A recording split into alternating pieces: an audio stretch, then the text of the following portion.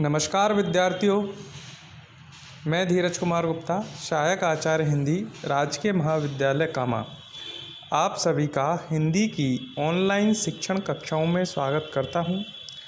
आज हम अध्ययन करेंगे श्री गोविंद वल्लभ पंत द्वारा रचित एकांकी विष कन्या की। यह एकांकी अपने नाम से ही हमें अपनी ओर आकर्षित कर रही है। इसका शीर्षक ही हमें अपनी ओर आकर्षित कर रहा है। आखिर इसके अंतर्गत क्या चीज़ है? लेकिन एकांकी के अध्ययन से पूर्व हम लेखक के कृतित्व और व्यक्तित्व के बारे में जानेंगे। श्री गोविंद वल्लभ पंत हिंदी के पुरानी पीढ़ी के नाटककार गोविंद वल्लभ पंत का जन्म सन 1898 ईस्वी में रानीखेत में हुआ। अग्रज पंडित अंबिका दत्त पंत की प्रेरणा से गोविंद वल्लभ पंत की रुचि साहित्य में विकसित हुई। 1913 में 10वीं कक्षा उत्तीर्ण करने के बाद वे काशी आ गए। काशी के हिंदी कॉलेज में प्रवेश लिया, किंतु असहयोग आंदोलन के कारण उन्होंने पढ़ाई छोड़ दी। उन्होंने ज्ञान मंडल में भी कार्य किया। इसके बाद वे व्याकुल भारत नामक नाटक कंपनी में सम्मिलित हो गए। इस संस्था के लिए उन्होंने अनेक नाटक लिखे तथा दूसरों के नाटकों में संशोधन किया। इस दौरान उन्होंने मातृभक्ति नामक नाटक लिखा।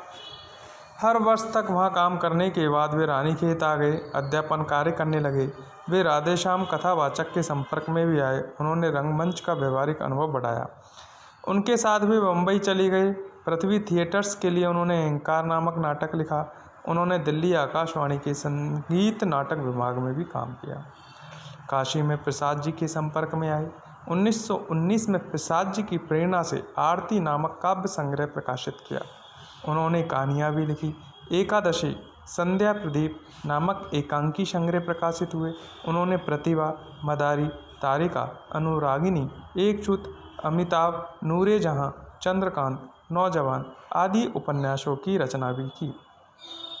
किंतु गोविंद वल्लभ पंत को नाटककार के रूप में विशेष ख्याति प्राप्त हुई।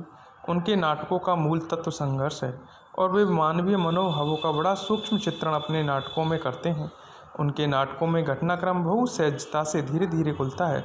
उनके नाटक कभी जीवन के व्यापक स्वरूप को अभिव्यक्त करते हैं तो कभी समाज परिष्कार और कभी मनोरंजन के लिए संबोधित होते हैं। उनके नाटकों में कंजूस की खोपड़ी, बरमाला, अंतःपुर का छिद्र, राजमुकुट, अंगूर की बेटी, सुहाग बिंदी, यदि आदि प्रसिद्ध नाटक हैं। उन्होंने ऐतिहासिक, पौराणिक, सामाजिक, हास्य प्रधान नाटक भी लिखे। इस तरीके से हमने देखा श्री गोविंद वल्लभ पंत के कृतित्व और व्यक्तित्व के परिचय में।